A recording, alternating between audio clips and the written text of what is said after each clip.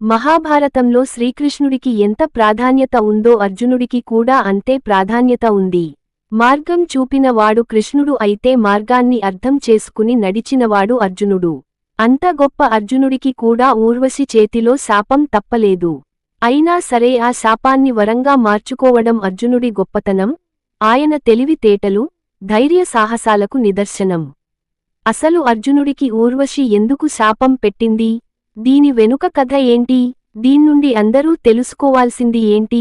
మహాభారతంలో పాండవులు అజ్ఞాతవాసం చేస్తున్నప్పుడు వారి అజ్ఞాతవాసాన్ని భంగం చేయాలని దుర్యోధనుడు చాలా ప్రయత్నాలు చేస్తాడు. అయితే పాండవులు చాకచక్యంగానూ, తమ తెలివితేటలతోనూ తమ అజ్ఞాతవాసాన్ని పూర్తి చేస్తారు. ఇలా వనవాసం, అజ్ఞాతవాసం పూర్తైనా సరే దుర్యోధనుడు పాండవులకు హస్తినాపుర రాజ్యాన్ని కాని, రాజ్యంలో భాగాన్ని కాని ఇవ్వడానికి ఒప్పుకోడు.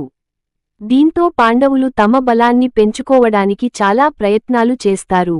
ధర్మరాజు అర్జునుడితో ఇంద్రలోకానికి వెళ్లి ఇంద్రుని దగ్గర ఆయుధాలు సంపాదించమని చెబుతాడు. దీంతో అర్జునుడు శివపార్వతుల గూర్చి తపస్సు చేసి వారి నుండి ఇంద్రలోకానికి వెళ్లే అర్హత పొందుతాడు.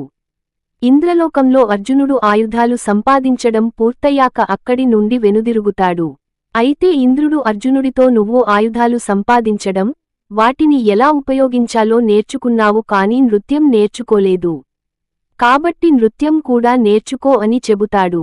ఇంద్రుడి మాటకు సరేనని అర్జునుడు నృత్యంలో నైపుణ్యం సంపాదించడానికి ఇంద్రలోకంలో ఉండే అప్సరసల నృత్యాన్ని నిశితంగా పరిశీలించడం మొదలుపెడతాడు. అయితే ఇంద్రలోకంలో ఉన్న అప్సరసలలో ఊర్వశి అర్జునుడిని గమనించి, అతను తన మీద ఇష్టంతో అలా గమనిస్తున్నాడేమో అనుకుంటుంది.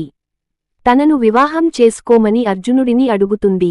కాని అర్జునుడు మాత్రం, ఇంద్రుడు నాకు తండ్రి లాంటివాడు, ఆయన స్నేహితురాలివైన నువ్వు నాకు తల్లితో సమానం, నాకు మీ మీద అలాంటి ఉద్దేశ్యం లేదని చెబుతాడు. దీంతో ఊర్వశికి కోపం వస్తుంది. అర్జునుడు తన రూపాన్ని, తనలో ఉన్న పౌరుషాన్ని, తన ప్రతిభను చూసి గర్వపడుతున్నాడని అనుకుని, ఇవన్నీ మర్చిపోయి నువ్వు నపుంసకుడుగా మారిపోతావని శపిస్తుంది.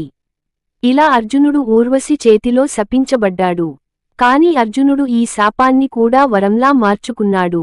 తనకు ఊర్వశి శాపం ఇచ్చిన విషయానికి ఇంద్రుడితో చెబుతాడు. ఇంద్రుడు ఈ శాపాన్ని పూర్తిగా తొలగించలేమని, కాని నీ జీవితంలో నువ్వు అనుకున్న సమయంలో 1 సంవత్సరం పాటు నపుంసకుడిగా మారగలవని చెబుతాడు. అలా అర్జునుడు విరాట రాజు కుమార్తె ఉత్తరకు నృత్యం, సంగీతం నేర్పిస్తూ బృహన్నలగా కొన్నాళ్లు నపుంసకుడిగా మారతాడు. దీన్ని బట్టి అర్థం అయ్యేది ఏంటంటే, మనిషికి శాపంలా అనిపించే విషయాలను కూడా జీవితంలో వరంగా